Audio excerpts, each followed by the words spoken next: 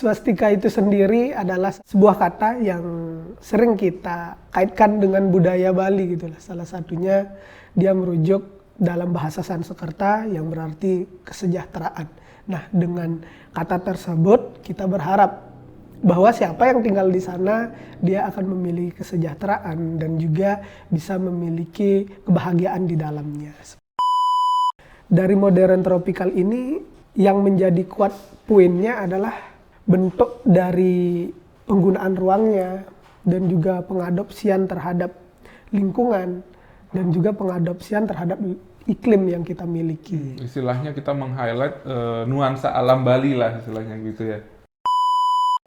Nah, di sini kita tidak hanya merancang bangunan sekedar jadi, tapi kita memperhatikan fungsionalnya, seperti yang tadi saya bilang. Kemudian kita juga memperhatikan estetika, kemudian kita memperhatikan kenyamanan.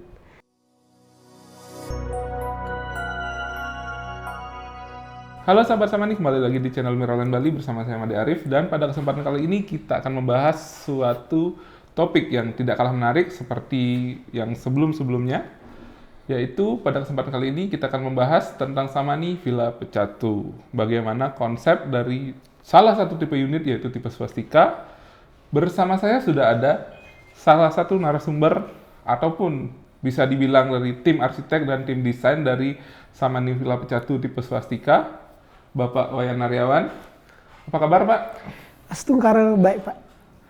Oke, tanpa berlama-lama lagi kita akan langsung saja ke pertanyaan yang paling sering ditanyakan oleh teman-teman ini. Banyak yang penasaran, Pak Ari, kenapa sih namanya swastika dan apa saja yang bikin tipe ini spesial dan menarik seperti itu. Mungkin bisa dijelaskan secara pelan-pelan, Pak. Baik, Pak Arif, terima kasih banyak udah ngundang saya di sini. Nah, di kesempatan ini jadinya saya merasa lebih enak ya, bisa ngobrol dengan Pak Arif. Tentunya saya bisa menyampaikan bagaimana sih konsep yang kita ambil di proyek kita kali ini, yaitu proyek tipe swastika.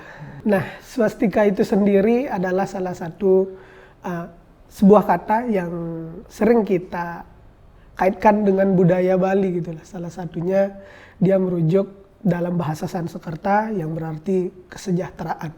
Nah, dengan kata tersebut kita berharap bahwa siapa yang tinggal di sana dia akan memiliki kesejahteraan dan juga bisa memiliki kebahagiaan di dalamnya. Seperti itu. Oke, jadi sebetulnya nama swastika itu bukan hal-hal merujuk ke hal negatif seperti yang di Nazi itu kan ada lambang swastika tapi terbalik ya. Namun kalau di Balinese, kepercayaan Bali itu swastika itu melambangkan kesejahteraan ataupun keseimbangan seperti itu ya, Pak ya. Intinya kita tuh nggak ada merujuk ke salah satu etnis tertentu, agama tertentu, tapi kita mengambil secara umumnya karena kita di Bali ya, intinya kita tuh memberitahu bahwa dengan nama tersebut berarti itu adalah harapan kita gitu, bukan menyudut salah satu, bukan rasis gitu ya, kan. bukan rasis dan lain sebagainya gitu. Oke, sebelum kita mulai ke membahas tentang hal-hal teknis seperti luas tanah, luas bangunan dan konsepnya, kita bahas sedikit deh tentang konsep besarnya. Tipe swastika ini mengusung konsep apa sih sebenarnya, Pak Arif? Oke, terima kasih Pak Arif. Di tipe swastika ini kita itu mengambil konsep final ya. Konsep finalnya itu modern tropikal. Nah, dari sebelum itu sebenarnya udah banyak banget nih konsep-konsep yang kita coba buat gitu. Jadi melalui riset and development itu akhirnya dieliminasi dan dapat konsep final ini ya? Ya, benar banget. Jadi dari beberapa itu kita pilih salah satu yang terbaik gitu, di antara yang terbaik kan seperti itu. Jadinya kita ambillah konsep modern tropikal ini. Nah, dari modern tropikal ini yang menjadi kuat poinnya adalah bentuk dari penggunaan ruangnya dan juga pengadopsian terhadap lingkungan dan juga pengadopsian terhadap iklim yang kita miliki. Istilahnya kita meng-highlight nuansa alam Bali lah istilahnya gitu ya? Iya, benar sekali. Nah, alam Bali itu seperti apa kan gitu. Nah, bisa kita lihat seperti alam itu pada intinya ada tanah, kemudian ada air, dan juga ada kayu tentunya ya di sekitarnya. Nah, kemudian apa yang kita terapkan di konsep modern tropikal di swastika kita ini? Yang pertama, kita tentunya pasti elemen tanahnya, pasti ada halamannya kan, halaman. Kemudian ada tanamannya juga. Kemudian selain itu juga ada air. Tentu kita masukkan seperti kolam. Di sana kita menyediakan kolamnya. Nah, selain itu juga untuk seperti kayu dan lain sebagainya ya tentunya ada vegetasi yang kita siapkan, dan juga kita penerapan di salah satu pool deck-nya ya, itu juga kita menggunakan material kayu bengkirai lah salah satunya. Nah, kurang lebih seperti itu sih. Oke, jadi istilahnya desainnya itu sendiri nggak cuma sekedar modern, mewah seperti itu ya. Jadi ada penerapan konsep alamnya juga. Iya, benar. Dan juga gimana caranya konsep itu bersinergi dengan nuansa atau iklim yang tropis di Bali seperti itu. Oke, untuk yang paling sering ditanyakan oleh calon customer nih tentang material. Mungkin bisa dibedah dari bawah sampai atas. Silahkan dijelaskan untuk detailnya, Pak Ari. Baik, terima kasih Pak Arif.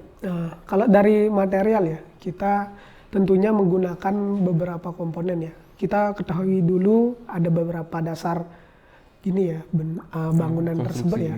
Ada struktur bagian bawah, kemudian bagian tengah, kemudian bagian atas gitu. Nah, kita mulai dulu dari bagian bawah. Nah, di sini kita menggunakan pondasi footplate dan juga menggunakan pondasi batu kali. Nah, dari dua pondasi ini kita menggunakan material yang pertama adalah material konkret atau beton cor ya untuk pondasi footplate-nya, dan tentunya dengan penulangannya gitu. Nah, kemudian selanjutnya adalah menggunakan material batu kali dan juga menggunakan material campuran ya untuk mempererat atau perekat untuk pondasi batu kalinya gitu. Itu untuk pondasi bawahnya. Nah, kemudian selupnya seperti apa gitu. Nah, kemudian selupnya juga kita menggunakan material konkret ya, menggunakan material beton bertulang. Kemudian bagian tengahnya atau struktur tengah ya, kita untuk kolomnya kita menggunakan material konkret juga. Kemudian dindingnya kita menggunakan hebel atau bata ringan ya, yang mungkin Pak Arif udah sering banget lihat proyek-proyek yang kita ketahui sekarang ya. Iya, dan juga saya soroti juga strukturnya pakai baja yang cukup baja berat itu namanya ya. Apa namanya Pak Arif? Oh, itu namanya baja IWF.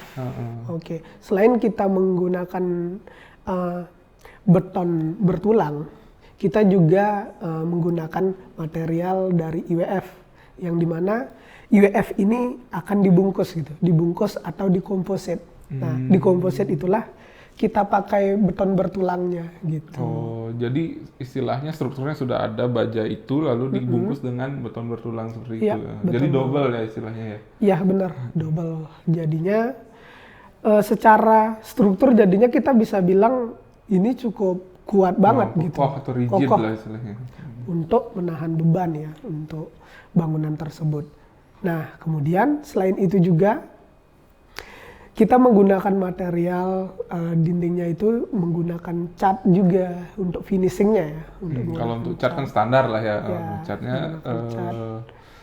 Kalau dan saya lihat juga ada sentuhan-sentuhan seperti batu alam. Batu-batunya tuh batu apa saja yang dipakai Fari? Ya benar. Untuk batunya ya tentunya kita menggunakan batu yang kita dapatkan mudah di Bali ya. Tentunya menggunakan material dari material batu kali, kemudian itu dipecah, kemudian dipasang secara random gitu untuk menambah aksen di struktur tengah itu. Jadi tidak ada yang identik lah istilahnya ya. Iya, memiliki keunikannya tersendiri setiap rumah. Benar. Karena dari material itu sendiri memiliki karakter masing-masing gitu. Contoh ya Pak Arif, kalau Pak Arif menggunakan material kayu, dia kan punya teksturnya alurnya sendiri, sendiri. punya apa namanya, rasanya sendiri, Iya, betul. punya karakternya sendiri. Nah di sini kita tuh menggunakan untuk kusennya, untuk pintu masuknya kita menggunakan kayu, kemudian untuk di fasadnya kita menerapkan beberapa material batu gitu. Oke, untuk bagian atapnya sendiri Pak Ari. Oke, nah kalau bagian atap kita menggunakan struktur ya, strukturnya dulu ya. Kita menggunakan struktur atapnya itu menggunakan besi hollow. Oh berarti bukan baja ringan ya? Biasanya kan standar-standar untuk konstruksi itu pakai baja ringan, kalau nggak pakai kayu seperti itu. Iya benar, tapi di kita ya, kita menggunakan besi hollow. Di mana? Kenapa kita menggunakan seperti itu kan gitu? Jika kalau mungkin kalau bangunan yang simple bentuknya, kita bisa menggunakan dari material baja ringan gitu. Nah, karena kita memiliki salah satu ciri khas ruang yang kita miliki ya, seperti di kamar tidur kita yang high ceiling itu. Iya. Jadi kita menerapkan material mana nih yang kuat, selain kuat dan aman juga kan, Aman juga. dan juga tahan lama tentunya. Iya, lebih tahan lama lah istilahnya daripada baja ringan ya. Iya betul. Akhirnya kita menggunakanlah material tersebut, menggunakan material besi hollow. Nah, kemudian finishing atapnya apa kan gitu. Kita sekarang perkembangan material itu cukup pesat ya, terus cukup banyak. Ada banyak sekali Banyak banget. material penutup Nah, atap ya. Kemudian kita mencarilah material apa yang tentunya ringan, kemudian tidak terlalu membebani struktur, tapi aman dalam jangka panjang. Kita menggunakan material dari aspal bitumen gitu, Pak. Jadi untuk kekuatannya kita bisa cari tahu di internet lah, sesimpel. Berapa tahun sih dia bisa bertahan kan gitu. Dia cukup lama dan juga memang ada garansinya dia sendiri gitu. Itulah kenapa kita tidak, istilahnya kenapa sih, pasti orang-orang bertanya-tanya kan, kenapa nggak pakai genteng aja? Kenapa nggak, kan genteng itu lebih adem lah mereka bilang ya. Iya. Itu kata-kata netizen itu seperti itu. Genteng lebih adem, oh ini lebih tahan lama seperti itu. Kenapa tidak menggunakan material lain dan kenapa pakai bitumen? Di sini bukan berarti material genteng itu buruk atau gimana ya. Sebenarnya kalau dibilang adem, sebenarnya adem juga. Cuman kan pasti ada perlu gini juga, apa namanya, seperti penghalang cahayanya juga. Tidak sepenuhnya adem loh di bawah genteng itu. Gitu. Dan aspal bitumen pun, dia itu tidak sepenuhnya akan panas walaupun dia tipis ya. Tapi coba Pak Arif rasakan ketika Bapak main ke Iya gini. betul, di sana tuh memang berasa gitu, sejuk lah istilahnya. Iya, Walaupun istilahnya langsung kan plafonnya tuh seperti itu ya, Miring. high ceiling, miring dan tidak seperti pada umumnya kan seperti ini kan kita flat, Iya. ada ruang di atasnya itu seperti itu, tapi tetap berasa hawanya itu tidak terlalu panas seperti itu.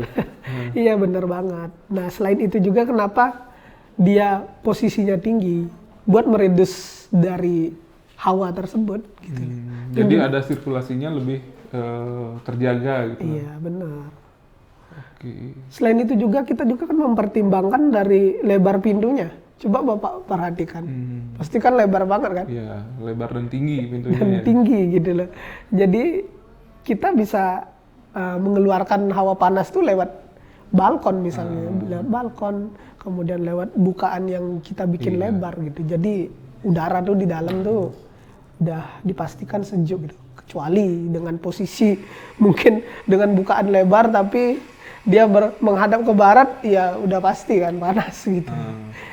Nah, dari sisi maintenance nih Pak Ari, genteng versus bitumen tadi, lebih mudah mana perawatannya?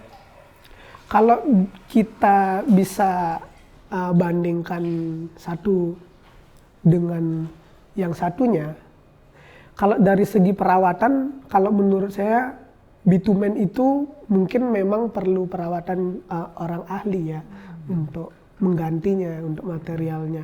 Kalau genteng dia itu tidak perlu mencari orang yang ahli banget, minimal tukang aja udah bisa Ya, benerin. tukang biasa, tukang kampung pun bisa gitu ya. Ya, setidaknya mereka bisa benerin. Kalau bitumen kita perlu cari orang yang memang bisa memperbaiki. Tapi kalau dilihat dan juga kita rasakan, material bitumen itu jangka waktunya tuh panjang banget gitu. Dibandingkan dengan Dibandingkan itu dengan sendiri. genteng gitu. Pasti setahun 2 tahun sudah ada retak-retak rambut. Iya benar. Kalau dari bitumen udah ada proyek yang kita kerjakan juga, kan udah beberapa tahun juga belum ada masalah sih untuk sekarang ya. Jadinya dari sisi untuk atapnya belum ada masalah ya. benar. Kalau dari segi perawatan bisa dibilang memang kalau kita menggantinya secara waktu yang bersamaan lebih effort lagi untuk bitumen. Tapi kalau ketahanannya lebih Lebih panjang. tahan bitumen. Iya benar gitu. Oke, untuk kita masuk ke bagian kamar mandi dan dapur nih Fari. Untuk material dan spesifikasinya seperti apa? Oke. Saya mulai dari kamar mandi ya. Boleh. Oke. Dari kamar mandi itu mungkin Pak Arif perlu ketahui ya, area itu kan ada yang area basah dan juga cukup area sedang gitu loh. Sedang dalam artian tidak terlalu basah. Contoh, kalau area basah itu kan seperti shower, Ya. area bathtub, itu kan basah tuh. Basah. Nah, kemudian area yang tidak terlalu basah seperti wastafel. Area wastafel, kloset itu kan tidak terlalu basah. Nah, jadi di sana kita menggunakan material, tentunya lantainya, kita menggunakan material yang di area basah, kita menggunakan granit 60-60 dengan ketentuan menggunakan granit yang doff atau yang matte yang matte. atau anti-slip Anti-slip ya, tuh ya. gitu. Untuk menghindari ketika nanti ada sabun, mungkin kalau Mungkin siapa ada tahu cipratan air seperti cipratan itu ya. air yang lama, akhirnya menimbulkan licin. Gitu. Jadi dengan anti-slip itu kita bisa setidaknya kita Meminimalisir terjadinya kecelakaan di area kamar mandi ya. kecelakaan gitu. Nah kemudian di area dindingnya pasti Bapak sering menemukan kalau antara dinding kamar mandi dan juga dinding di luarnya atau di sebelahnya pasti sering lembab kan, sering Betul. lembab. Nah untuk menghindari itu kita juga menggunakan material dari granit 60-60. Kita pasang nih di dindingnya, tidak hanya di lantai Di gitu. kamar mandi. Iya benar. Seperti itu sih kalau untuk material di kamar mandi. Nah kemudian di kitchen, untuk di kitchen kita menyiapkan mejanya aja sih. Dari mejanya, kemudian untuk finishingnya nanti kita hanya menyiapkan kitchen sinknya aja gitu untuk instalasinya. Kalau spesifik untuk material apa yang digunakan di kitchen itu udah masuk ke bagian interior gitu. Berarti bisa by request juga ya. Soalnya ada beberapa saya lihat juga yang full jati.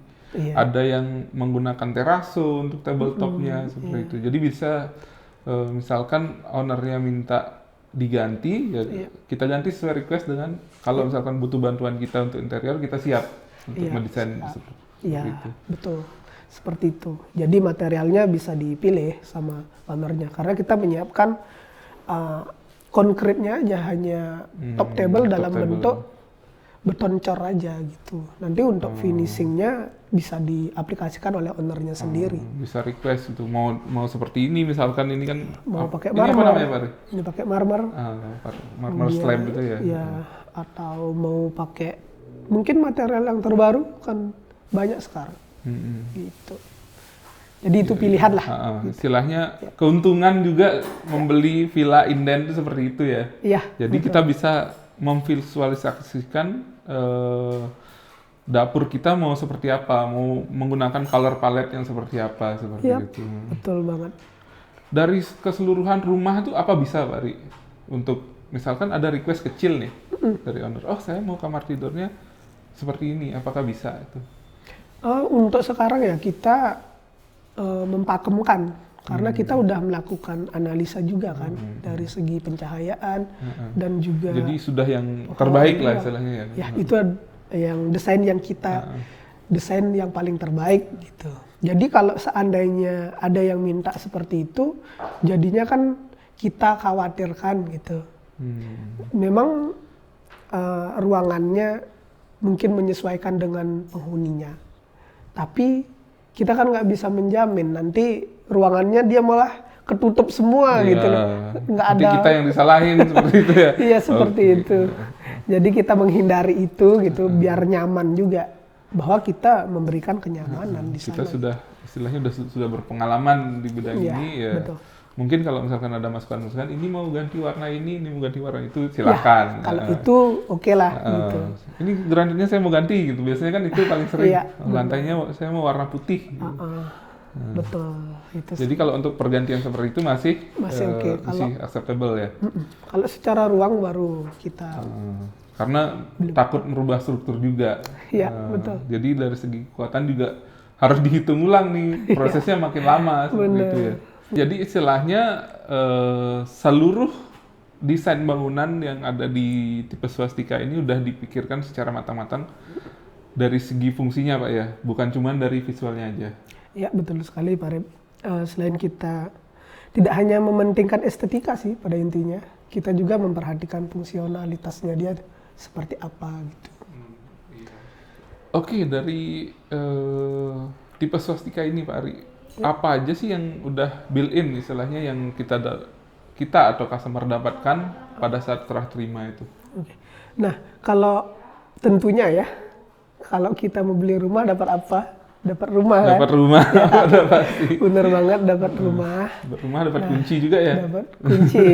Nah, selain itu juga tentunya apakah seperti indoor AC, kemudian apakah kolam, itu kita dapat tentunya dari swastika ini yang kita dapatkan adalah mulai dari air bersih dulu ya.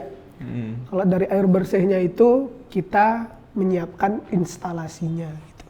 Menyiapkan instalasinya seperti untuk shower, kemudian wastafel, kemudian kloset. Nah, untuk sanitary itu udah didapatkan. Kemudian selain itu juga untuk kolam kita juga memberikan kolam. Biasanya kalau seperti kolam itu kan Ya, banyak yang opsional biasanya sebagai kalau opsional aja kan untuk kolamnya. Berarti kita udah built-in seperti Iya, itu ya. bener banget. Di sini kita udah built-in untuk gininya, apa namanya, kolamnya. Nah, selain itu juga kalau dari elektrikal kita menyiapkan instalasi sama lampunya. Lampunya udah termasuk saklar dan kecuali ya seperti lampu gantung. Kalau mau yang estetik gitu. Estetik itu yang dilihat di 3D ya tentunya. Itu kita hanya menyiapkan instalasinya aja gitu. Itu aja sih Pak Rit yang mungkin built-in dalam bangunan itu ya. Intinya di luar dari interiornya gitu. Tapi khusus di akhir tahun ini dari tim marketing kita ada promo free interior nih Pak. Free interior sama free elektronik. Berarti lampu-lampu gantungnya estetik itu sudah termasuk. Berarti saya bisa dapat AC dong? Bisa dapat AC. AC dapat. Nanti listnya bisa ditanyain ke nomor di bawah. Kalau misalkan teman-teman tertarik untuk membeli villa, silahkan langsung hubungi marketing kami di nomor di deskripsi seperti itu. Oke, lanjut Pak Ari. Oke. Berarti dari saklar itu kita perhatiin juga ya, nggak asal sembarangan saklar kita beli, kita pasang seperti itu ya. Nah, di sini sih kita menggunakan Clipsal ya. Tentunya itu adalah salah satu brand ya yang cukup terkenal lah. Dan juga sering digunakan di villa-villa dan juga di hotel-hotel yang ada di Bali sih, gitu. Nah, sebelum kita tutup nih, Pak Ari, mungkin ada pesan-pesan buat teman-teman atau calon-calon pembeli di luar sana yang ingin membeli Samani Villa Pecatu tipe swastika ini. Oke, mungkin ini pesan buat teman-teman kalau ingin beli villa ya. Teman-teman tuh bisa perhatikan mulai dari pencahayaannya, kemudian ruangnya seperti apa, penataannya seperti apa, dan yang paling penting sesuai budget. Nah, di sini kita tidak hanya merancang bangunan sekedar jadi, tapi kita memperhatikan fungsionalnya, seperti yang tadi saya bilang. Kemudian kita juga memperhatikan estetika, kemudian kita memperhatikan kenyamanan. Intinya kalau Bapak Ibu mau beli villa, jangan lupa deh pertimbangkan swastika ini gitu. Dan yang paling penting untuk saat ini, Pak Ari, karena banyak orang juga was-was bebas banjir, teman-teman. Ya. Jangan sampai nyari di lokasi yang rawan Banjir. rawan banjir seperti itu. Karena jangka panjang itu efeknya bukan malah kita dapat untung. Ya. Iya, kalau villanya selamat. Kalau villanya hanyut juga separuh. Jangan sampai. Jangan sampai teman-teman sudah keluar duit, ya istilahnya di atas rata-rata ya. Kalau beli rumah kan masih murah gitu. Kalau beli villa ini kan lumayan keluar duitnya. Ya. Habis itu tergenang banjir atau tersapu banjir, kan rugi jadinya. Iya, betul. Jangan sampai investasi teman-teman nanti jadi zonk malah. Maka dari itu pertimbangkan lokasi yang bebas banjir. Iya. Kalau bisa sih di atas bukit istilahnya ya. Iya, betul. Kebetulan kita juga kan lokasinya Ya, di kita cukup lokasi tinggi. Cukup tinggi juga dari elevasi yang lumayan lah. Dan paling saya senang lagi satu ya. Lokasinya yang kita miliki itu strategis banget loh Pak. Oh. Coba perhatiin. Itu jalannya dekat banget kan dengan jalan raya utama. Betul. Kita memang selalu sih mencari lokasi-lokasi yang gampang diakses. Karena banyak kan biasanya mengedepankan soal view, soal istilahnya soal kedekatan dengan objek wisata, tapi lupa bahwa akses itu penting juga. Yap. Siapa yang mau beli villa istilahnya di dalam hutan belantara gitu? Kita mau pulang ke villa kita aja takut ngeri-ngeri sedap gitu. Iya, betul. Ya, itu juga yang perlu diperhatikan dari teman-teman. Oke, terima kasih Pak Ari sudah berbagi insight tentang Samani Villa Pecatu tipe swastika ini. Dan buat teman-teman, jangan lewatkan promo akhir tahun dari Miraland Bali, di mana akan ada promo-promo spesial yang bisa dilihat di Instagram kita ataupun di website kita. Dan juga jangan lupa untuk menonton video selanjutnya dari Miraland Bali. Sampai jumpa di video selanjutnya.